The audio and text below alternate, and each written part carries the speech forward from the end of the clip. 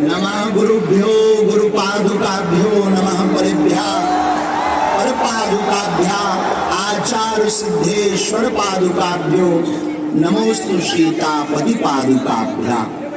तुलसी तुलसी सब कहें, तुलसी बन की घास, कृपा भई रघुनाथ की, सो हो गए तुलसीदास। तुलसी वृक्ष न जानिए, गाय न जानिए ढोर, मात पिता गुरु संत मानुष न जानिए यह। नाथ जी भगवान की, पूज्य अनंत श्री विभूषित हरित बाबा की, श्री एकलिंगनाथ भगवान की, श्री महाराणा प्रताप जी महाराज की, भक्तिमती माता मां मीराबाई की, मेवाड़ के पागलो राम राम सा, राम राम। कैसे हो?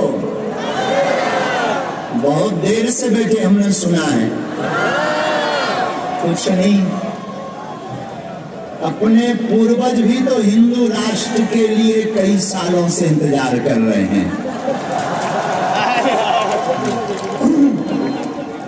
आज मेवाड़ की पावन धरा पर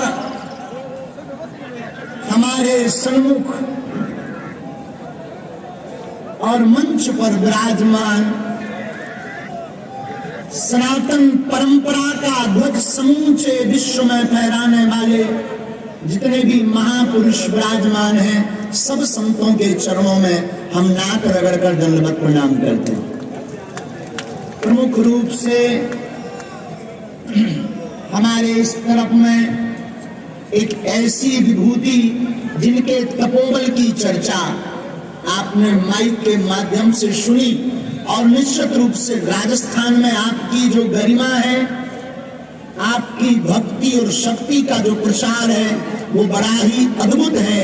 ऐसे परम पूज्य अनंत श्री विभूषित उत्तम दास जी महाराज के चरणों को भी हम साष्टांग दंडवत प्रणाम करते हैं।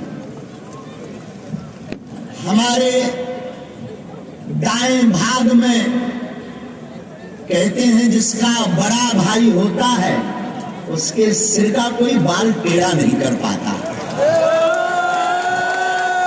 बड़ा भाई ऐसा हो जो आयु में भी बड़े, कथाओं में भी बड़े दिनों से, सामाजिक और आध्यात्मिक ज्ञान में भी बड़े और सनातन कार्य में भी बड़े। ऐसा बड़ा भाई जिस भाई को मिल जाए भला उसका कौन बाल वाता कर सकता है। ऐसे श्रीधाम वृंदावन की पावन धरा के एक ऐसे सनातन धर्म के ध्वजवाहक जिनको द्वारा किए गए कार्यों से लाखों युवाओं ने कंठ में तुलसी, मस्तक पर स्वस्ति तिलक और मुख पर राधे राधे बोलना पड़ेगा ऐसा सीखा। ऐसे आचार्य ज्येष्ठ भ्राता के चरणों को भी हम प्रणाम करते हैं।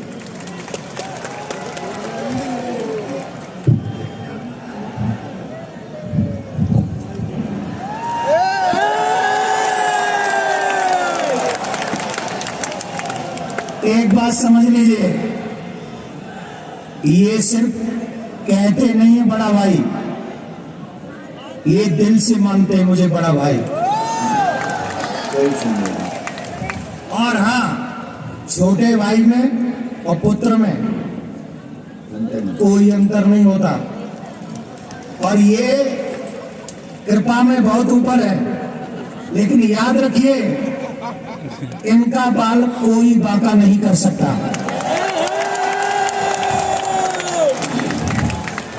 और हमारे सन्मुख कक्का ये तेज कर दे तो कक्का को नहीं लगना। अच्छा जो ले लेना ये तेज कर, ये बंद कर दे, कहना जो लगाए सूफी से तो होगा अफगानिस्तान। और हमारे सामने वहां सब जगह सामने विराजमान बैठे, कछु खड़े हैं, कछु छतन पे टंगे, हमें दिखाया। हमें ऐसा जानते कि मेवाड़ में इतने पगलाए हम और पहले आ जाते, और आपको हम पगलना छोड़ने वाले नहीं हैं। जब तक तुम्हारे घर के बाहर तुम्हारा मन तुम्हारा मुख भगवा में नहीं होगा, तब तक हम तुम्हें छोड़ेंगे भी नहीं। ऐसे मेवाड़ की पावन धरा पर यत्र तत्र अगल बगल जिन्हें हम नहीं दिखा रहे, समझ जाओ दिखा रहे। हमें सबको दिखा रहे हो, हम तुम्हें ना दिखा पा रहे हैं, हो सो कर याद है बाद में।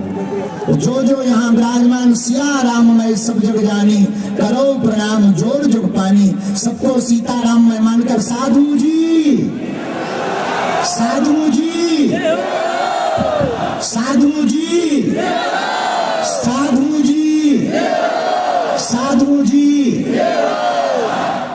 मेवाड़ की ये वो धरा है मेरे पागलों, जहां की माताएं और भाइयों की वीरत्व तो छोड़ो, यहाँ का तो घोड़ा चेतक भी वीर होता है। ये वो धरा है जहां का घोड़ा तो वीर होता, राम प्रसाद नाम का हाथी भी जहां का वीर होता है। शौर्य पराक्रम वीरता साहस और संस्कृति के संरक्षण का ऐसा क्षेत्र राजस्थान, जिसकी धूम ऐसी मचती है कि बप्पा रावण जैसे महाराजा के सामने अफगानिस्तान बस जाता है, जो हिंदुओं का ही देश कहलाता है। ऐसी मेवाड़ की धरा में हम सब आज हिंदू नव वर्ष उत्सव पर, शायद भारत का पहला ऐसा उत्सव होगा जहां हिंदू नव वर्ष इतने गुंजायमान के साथ मनाया जा रहा हो। आज भारत की पृथ्वी झूम रही होगी, और जितने यहाँ बैठे इनके पूर्वज खिलखिला रहे होंगे कि धन्य है हमारे वंश में ऐसा हुआ जो हमारी संस्कृति के लिए ललकार रहा है। ऐसी मेवाड़ की धरा, राजस्थान की वीरता और शौर्यता की भूमि पर हम कोई भाषणबाजी करने नहीं आए हैं, और याद रखना हम दो कौड़ी की राजनीति में करोड़ों का अध्यात्म बर्बाद नहीं करते। इसलिए भी मत समझना कि हम कोई राजनीति के लिए आए हैं, या तुम सोचो कि चुनाव के लिए आए हैं। फटली बराए सनातन के लिए जिए थे, जन्म लिया और सनातन के लिए निकले हैं, और सनातन के लिए ही प्राणों को त्यागेंगे। दूसरी बात, वैसे महाराज जी हमारे बहुत श्रेष्ठ, क्षमा करना अगर गलती हो जाए, आप मुस्कुरा के हमें आशीर्वाद दे दो। महाराज जी कह रहे थे कि भारत में जरूरत नहीं पाकिस्तान को हिंदू राष्ट्र बनाना। हम कहते हैं महाराज जी क्षमा करना, पाकिस्तान तो अपन चलकर बना ही लेंगे, कुंभलगढ़ में जो 100 हरे झंडे लगे हैं उन्हें भगवान ने बनाया। अच्छा होता है जो 100 हरे झंडे कुंभलगढ़ के किला में अंदर लगे लहरा रहे। ये हरों का देश नहीं है, ये भगवा मयों का देश है। ऐसा तुम नहीं कर पाए तो तुम बुझते रहो, तुम डूब मरो। तुम्हारे रहते कोई हरा झंडा फहरा दे महाराणा प्रताप के किला में, बप्पा रावण के किला में, मीराबाई की भूमि में, महारानी हाड़ी की धरा में कोई हरा झंडा फहरा दे, ये राम का झंडा फहराना चाहिए। महाराज जी कह रहे थे, महाराज जी ने कहा कि चीन चलेंगे। हम महाराज जी से कहते हैं चीन बाद में, पहले कृष्ण जन्मभूमि चलना है। महाराज जी अगर आ गया हो तो अब ही चलो, हम तो तैयार रहते हो। ठाकुर जी भैया हमारे होते वृंदावन से हैं, और तुम्हारे भी बाद में रोटी खाइयो, पहले होते अपना बन जान दो। तो ये ऐसी भूमि है राजस्थान। महाराष्ट्र में बहुत रटो, और महाराष्ट्र से रटोगे हम ठटरी बहुत बारी होते एक न कटा की।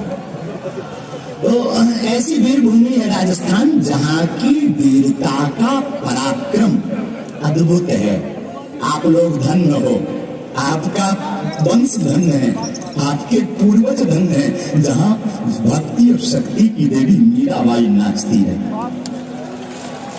आज हम एक कथा सुन रहे थे किसी को, और महाराज जी हमें सुनकर बड़ा आनंद आया।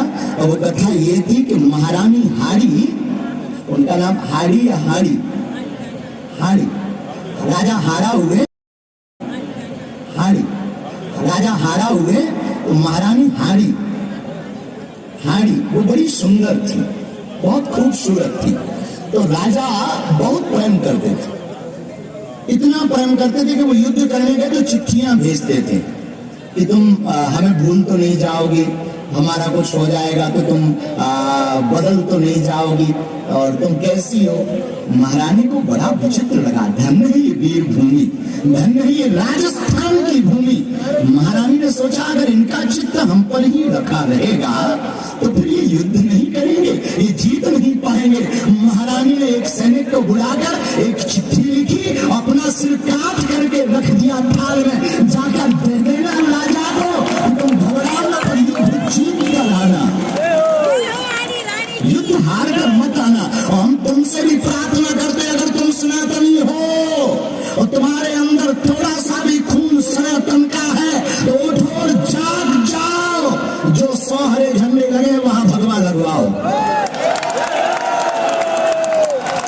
और इतना तुम नहीं कर पाए तो गड़बड़ आदमी हो। वैसे राजस्थान का आदमी कमजोर नहीं होता। एक बार पेपर आया, एक राजस्थान के आदमी ने, हमारा चेला है चंगीलाल, आजकल यही रह रहा है उदयपुर में। चंगीलाल चेला ने पेपर दिया, पेपर में आया चुनौती किसे कहते हैं। चंगीलाल ने पेपर के उत्तर में लिखा आगे पढ़िए, दूसरे पेज में लिखा आगे पढ़िए, तीसरे पेज में लिखा आगे पढ़िए, सबसे लास्ट में लिख दिया तेरे बाप में दम हो तो पास करके बता, इसे चुनौती कहते हैं।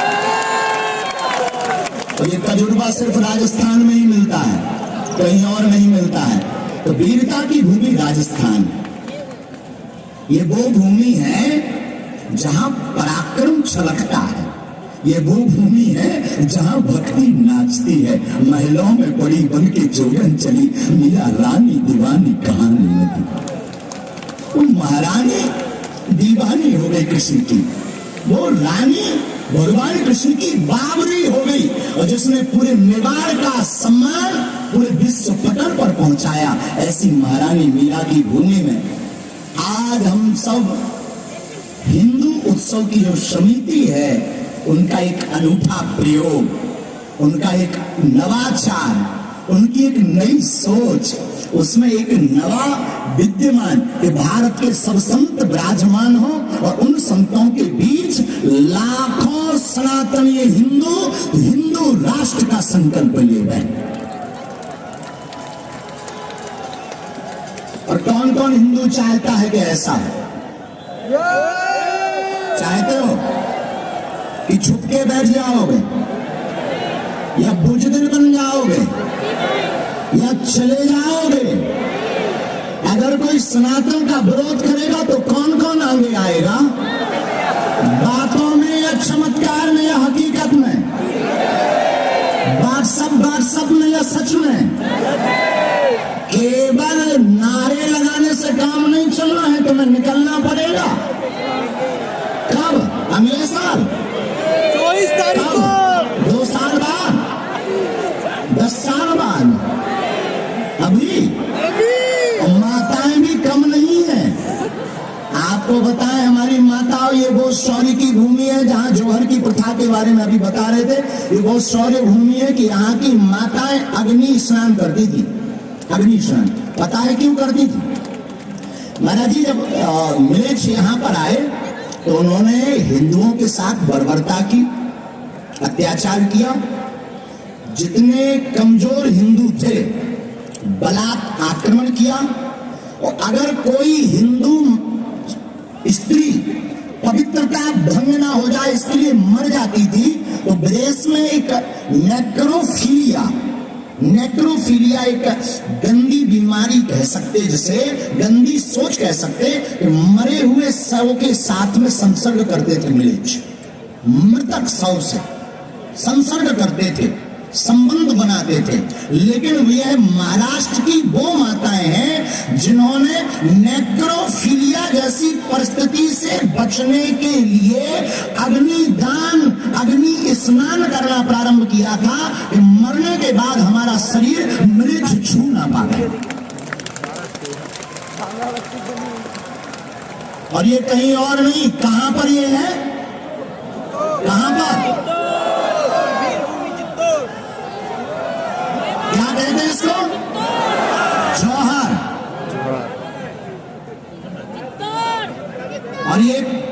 एक संकल्प कहां से जागृत हुआ? मेवाड़ से। कहां से जागृत हुआ? मेवाड़ से। ये वो मेवाड़ है। आज हम जब बैठे थे तो सबसे पहले महाराणा प्रताप के वंश के एक युवराज पधारे थे। हमें लगा मानो उनकी ही खुशबू आ रही। और ये वो राजस्थान है, बप्पा रावल, नागभट्ट और पुलकेशी, इन तीनों राजाओं ने मिलकर के 60,000, एक दो नहीं, 60,000 अरबों की सेना को परास्त किया था और ईरान भेज दिया था। अब राजस्थान के लोगों, तुम्हारे अंदर भी अगर वही खून हो, जमीर जिंदा हो, तो धर्म विरोधियों को तुम्हें भी अब भारत के बाहर भेजना पड़ेगा। क्योंकि जिन्हें भारत में रहने में डर लगता हो, राम की यात्रा पर जिनको पत्थर फेंकना अच्छा लगता हो, पालघर के संतों की निर्दयता के साथ हत्या की जाती हो, राजस्थान में जिस प्रकार प्राचीन मंदिरों को मिटाया जाता हो, ऐसे कृत्य करने वाले लोगों को भारत में रहने का स्थान, ज्यादा दिक्कत हो तो पासपोर्ट अपन दे देगी, लेकिन उन्हें भारत में रहने की आवश्यकता।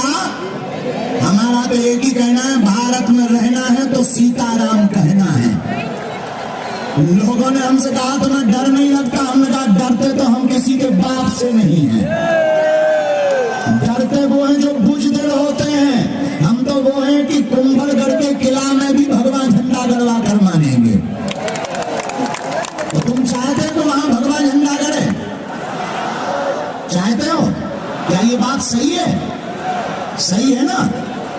तो काहे चुप बैठे कब कहा रहा है?